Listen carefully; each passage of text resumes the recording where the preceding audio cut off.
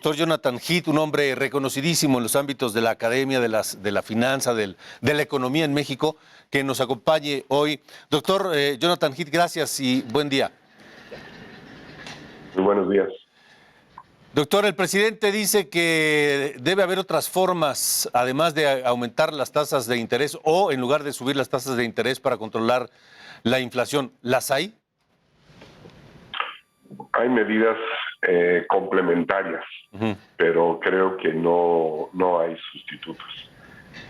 Habría que hacer un ejercicio contrafactual que si no hubiéramos aumentado las tasas, tendríamos unas expectativas de inflación muy por arriba de lo que tenemos ahorita y sin lugar a duda el problema inflacionario se vería todavía mucho más complejo. ¿Cuáles serían o cuáles son esas medidas complementarias? Por ejemplo, las medidas que el propio presidente anunció en el PASIC son medidas que ayudan, no resuelven el problema, pero sí ayudan en el margen. La misma Secretaría de Hacienda estima que el PASIC puede ayudar a reducir la inflación en 1,5 puntos. Déjame pensar que sí. Entonces, en vez de tener una inflación ahorita que está ya alrededor del 8, sería 6,5. De todos modos, tendríamos un problema de inflación. Entonces, lo que se tiene que hacer es resolver el problema de inflación en un sentido completo, no simplemente contenerlo o reducirlo en 1 punto. Eso no es realmente resolver el problema. ¿Contenerlo será en algún momento un problema? O sea, de repente, pues se tendrá que quitar esta contención o nos va a rebasar la inflación.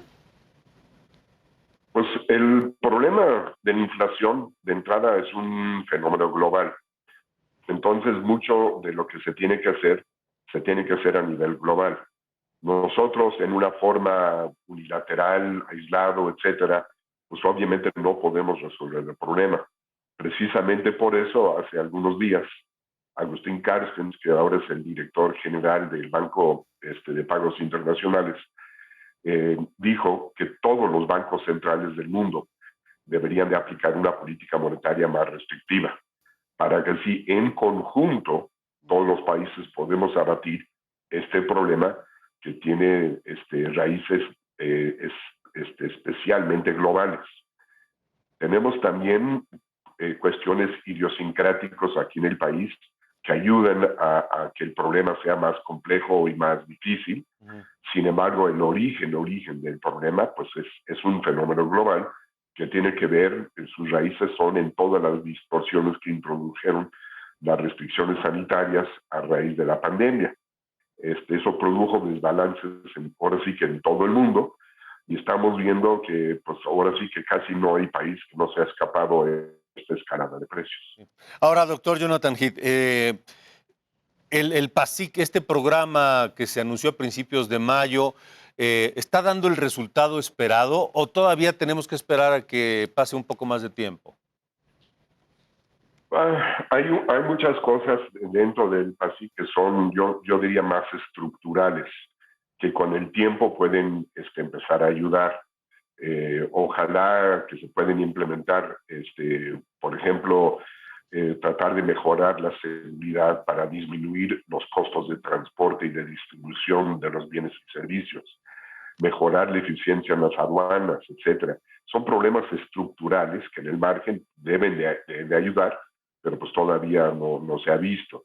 Una de las partes del PASIC que es el más exitoso por sí solo, ya existía incluso desde antes, es el ponerle tope al precio de la gasolina. Obviamente esto tiene un costo fiscal. La Secretaría de Hacienda estima que con el excedente de las exportaciones de petróleo van a poder financiar bien el subsidio a la gasolina. Sin embargo, pues sí implica o involucra un costo de oportunidad fiscal muy elevado. Sin embargo, yo hice un cálculo contrafactual de que por dónde andaría la inflación si es que no existiera este tope al precio de la gasolina.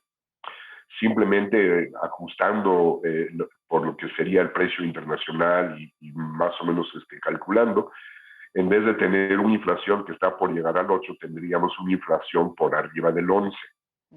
pero arriba del 11 no involucra los efectos secundarios, porque obviamente si el precio de la gasolina estuviera muchísimo más elevado, eso tendría repercusiones de segundo orden en muchos más precios.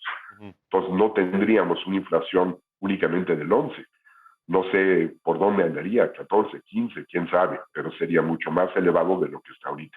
Sí. Y eso definitivamente ha ayudado a contener el problema, no a resolverlo, pero sí a contenerlo. Una de las preocupaciones de Agustín Carstens, precisamente, que expresó hace unos días, fue que la inflación podría estacionarse, podría instalarse durante un periodo largo. ¿Cómo lo ven desde el Banco de México?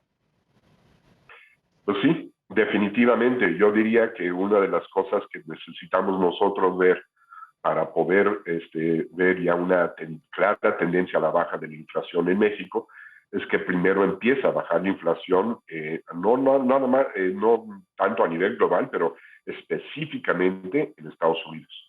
Tenemos una relación muy estrecha, todo el mundo lo sabe, con Estados Unidos. Somos una economía muy, muy abierta. La gran mayoría de las cosas que importamos vienen de ese país.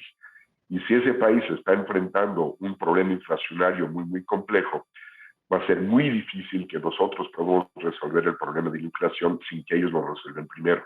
Entonces yo diría que una condición necesaria, pero no suficiente, es de que la Reserva Federal de Estados Unidos se apresura en su postura monetaria, que sea consistente con una trayectoria de baja en la inflación, para que ya así también nosotros podemos empezar a resolver este problema. De acuerdo, pues doctor Jonathan Heath, gracias por haber estado esta mañana con nosotros y estaremos pues atentos. Ojalá que pronto empiecen a dar mejores resultados estas medidas. Ojalá. Muchas gracias y un saludo. Saludos a ustedes. Muchísimas gracias. Gracias, buenos días. La pregunta de hoy en